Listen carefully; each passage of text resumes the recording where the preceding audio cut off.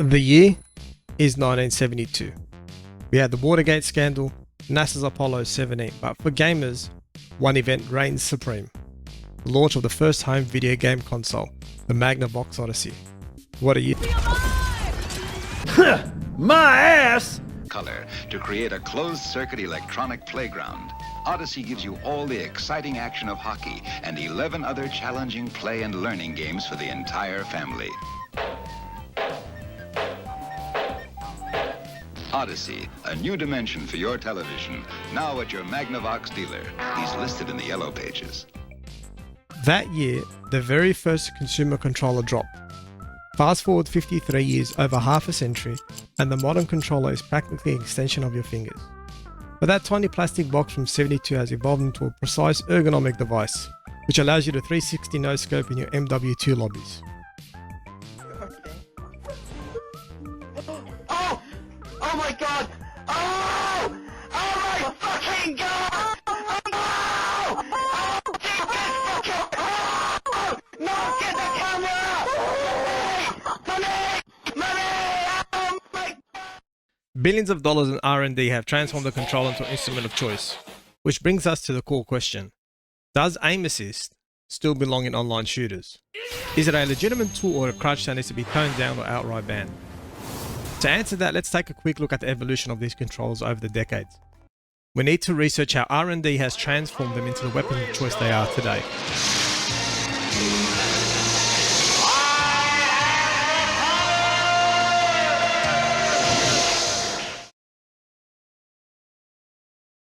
Let's start with the most popular console of the 70s and early 80s, the Atari 2600.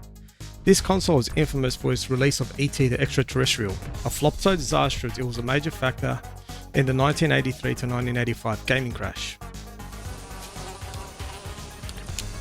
That is one big pile of shit. Its controller design was simplistic. One large red button and a joystick. It was a one-axis control experience. Let's fast forward to the mid-80s and the NES revolution. This is arguably the most recognizable controller ever, featuring the iconic D-pad design. Afterwards, the Super Nintendo built on this, adding 4-face buttons plus the crucial shoulder button. This 4-face button layout, combined with the D-pad, set the standard for nearly all future console controllers. Now for the greatest leap in controller technology, the DualShock for PlayStation 1.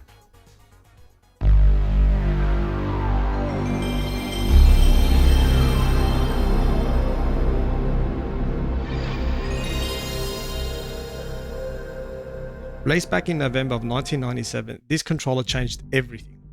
It introduced vibrating feedback, dual analog sticks, and the definitive L1, L2, R1 and R2 setups. With 2 sticks, movement and camera control, 3D worlds suddenly felt more natural and responsive. This was the first major step in bridging the gap between the precision of a mouse and the fluidity of a controller. From early gaming consoles all the way to the Xbox Series X and PS5, the DNA of the Magnavox is still here.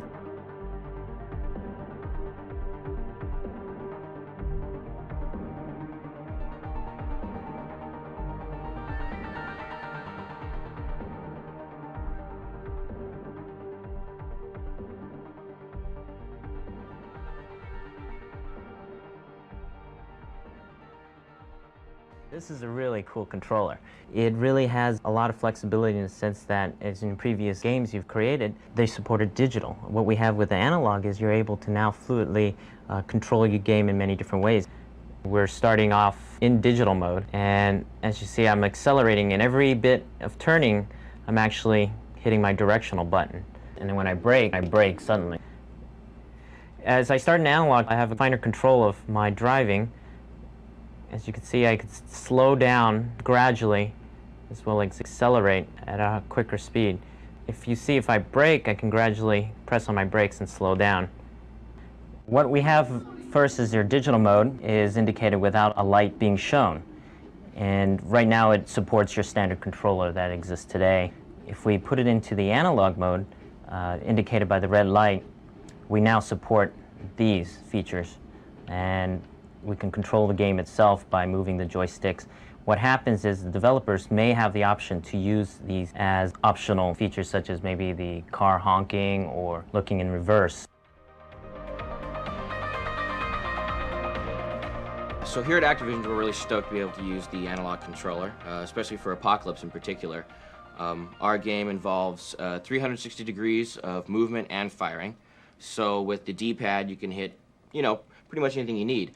But with the analog controller, if you want to hit 22.5 degrees to shoot the guy in the corner room that's trying to take you out, all you have to do is put the controller at 22.5 degrees and you got him. And I really don't think anything can offer more control than that.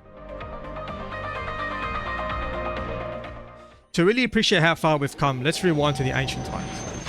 The Sega Genesis, aka the Master System, the pinnacle of 1989 tech. That controller was read by the console only 60 times a second, a 60Hz polling rate. That means the console only checked what your thumb was doing every 16 milliseconds, and if you ask me, that's... Fast forward to 2025, you can walk into your local electronics store and buy a controller loaded with technology that basically says, I'm a mouse now. The hardware gap has minimized. That's a knife. Here's the controller checklist of 2025. Sub 10 millisecond response time? Check.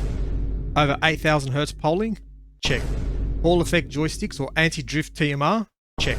No more stick drift, the #1 mechanical failure point that has plagued controllers for years. Gone. Adaptive triggers? Check. Hair triggers? Check. Remappable rear paddles? Check. Enhanced rubber and plastic for a better ergonomic feel? Check, check, and check again.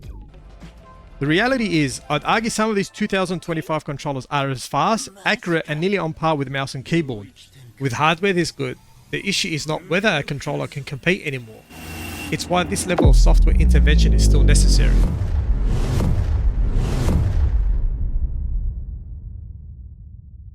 So we have found how the DualShock and the two-stick design gave us the freedom to move and look in a 3D environment. But here's the cold hard reality. What's the matter with you people? You're sad that people are mean? Well, I'm sorry, the world isn't one big liberal arts college campus. We eat too much, we take our spoiled lives for granted, feel a little bad about it sometimes. No, you want to put all your shit up on the internet and have every single person say, hooray for you, fuck you, you're all pricks. A thumbstick is simply not as precise as a mouse. A mouse uses your entire arm and wrist for wide, fast swipes and the fine motor skills in your fingers for pixel-perfect adjustments.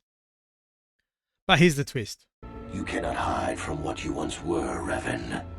Recognize that you were once the Dark Lord, and know that I have taken your place. As controller technology has improved over the years, so has the player's skill level. Since 1997, gamers have had years upon years of practice, perfecting the motor controls in their thumbs. The science surprisingly backs this up. Peer-reviewed studies on long-term gamers show that the constant precise input of a joystick Literally? rewires your brain through a process called neuroplasticity. These expert players demonstrate superior fine motor skills, greater aiming accuracy compared to mouse and keyboard players. The question becomes, is there truly a disadvantage anymore? We know that prior to the massive skill spike, there was a huge gap in precision. Hence why the Aim Assist algorithm was born.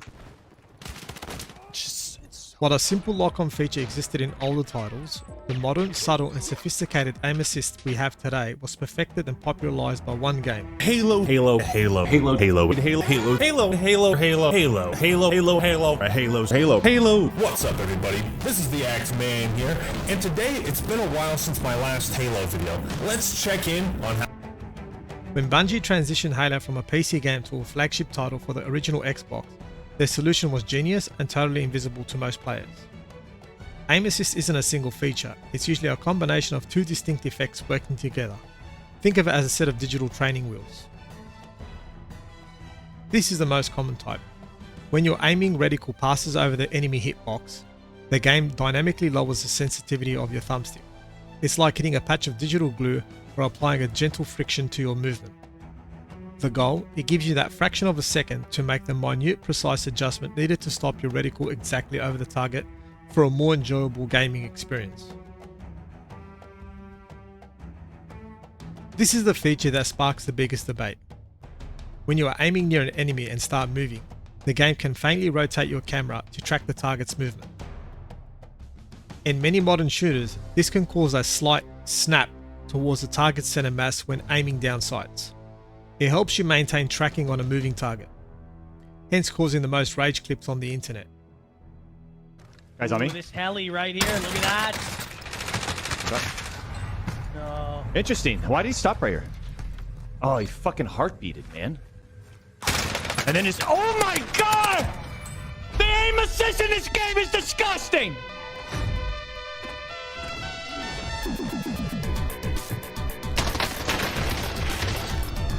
Let me. Oh, he had a far. It's just a far. Green far. Whoa. Let me let my aim assist fucking lock on! Holy shit! Quite tense. Yep. Nice. Yep. Chat. I mean, I can't do it. It's like, look, watch. What? How am I supposed to win this? How? Dude, how? It's impossible. It's literally, physically impossible to win that. Oh, I'm gonna lose it.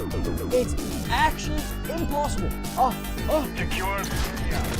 Wow, this guy, look at that. I bet it was rotational aim assist. Ready? It's gonna pull to the right. I knew it! Oh my god, aim assist is so fucking broken. It's so crazy.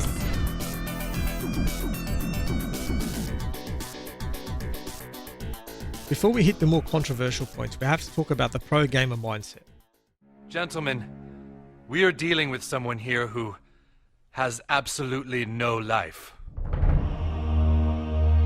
How do you kill that which has no life?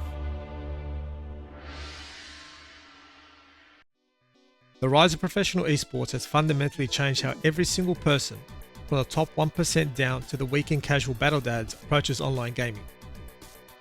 What was once a casual hobby is now a multi-billion-dollar spectacle that promises fame and riches. It's an aspiration now.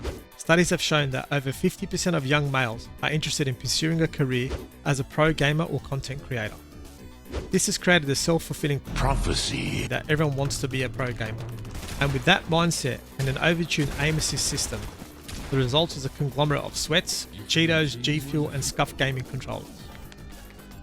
This is the cultural environment that developers are releasing into games. They know that if the game doesn't support that aggressive, high skill ceiling aspirational gameplay, even if it's artificially supported by tech, some players may dismiss it.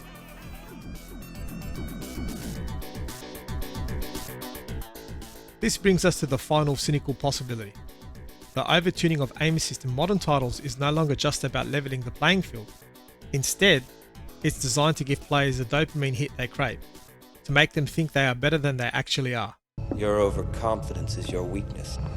We're talking about those players who need to YY slide cancel their way into TikTok brain rot games.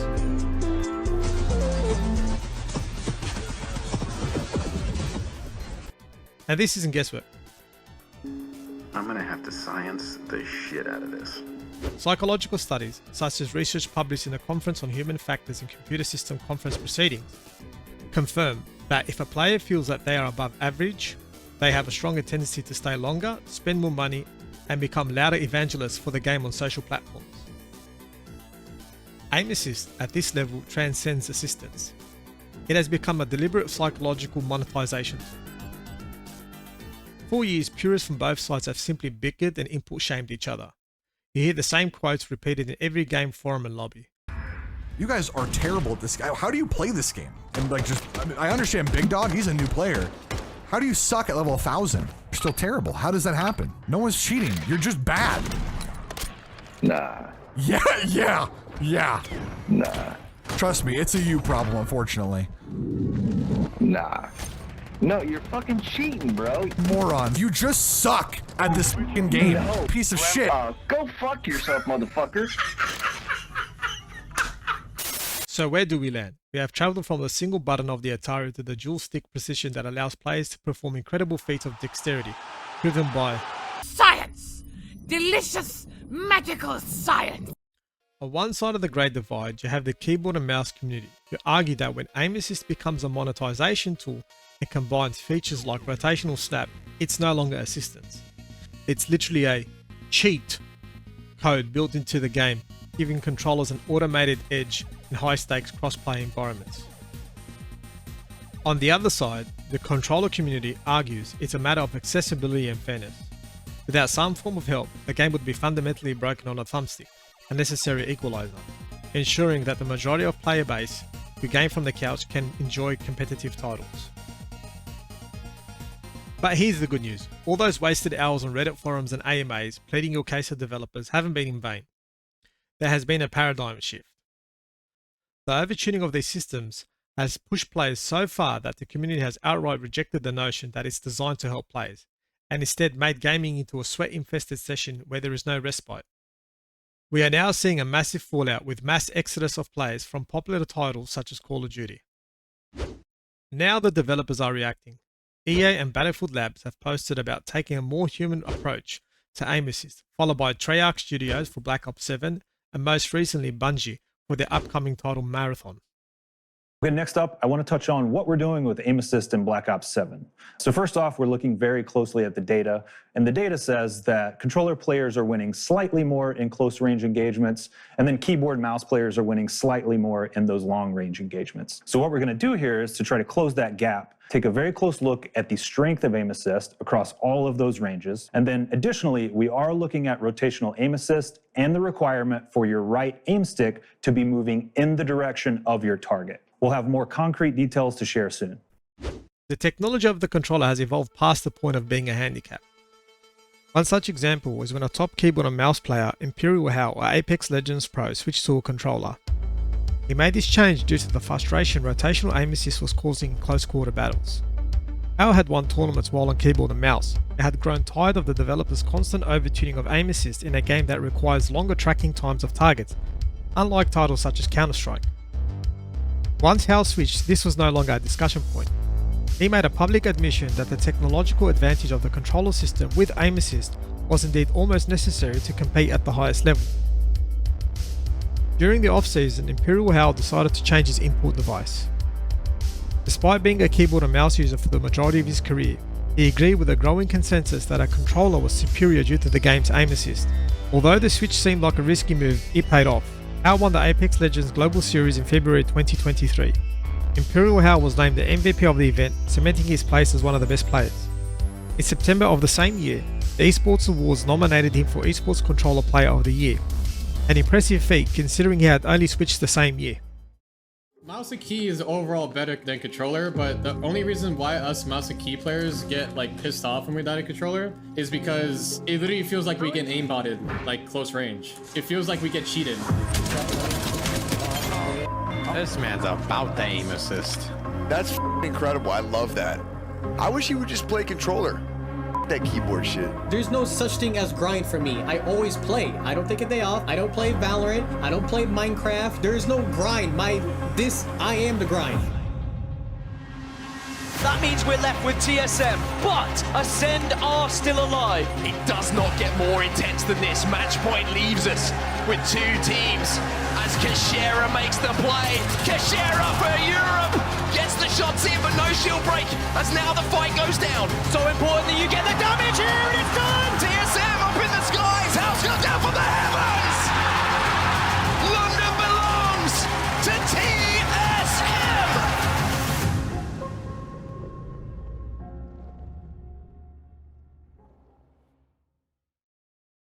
The question is whether the software, the invisible hand of God, Aim Assist, has evolved past the point of simply being helpful and has become outright exploitative. You've made your last game, kid. Sorry you got twisted up in this scene. From where you're kneeling must seem like an 18-carat run of bad luck. Truth is, the game was rigged from the start. So what do you think? Should Aim Assist be removed entirely in high-level crossplay? Should it be nerfed back to only slow down friction? Or is it simply a necessary evil that we all need to accept in the modern gaming landscape? Let me know in the comments below.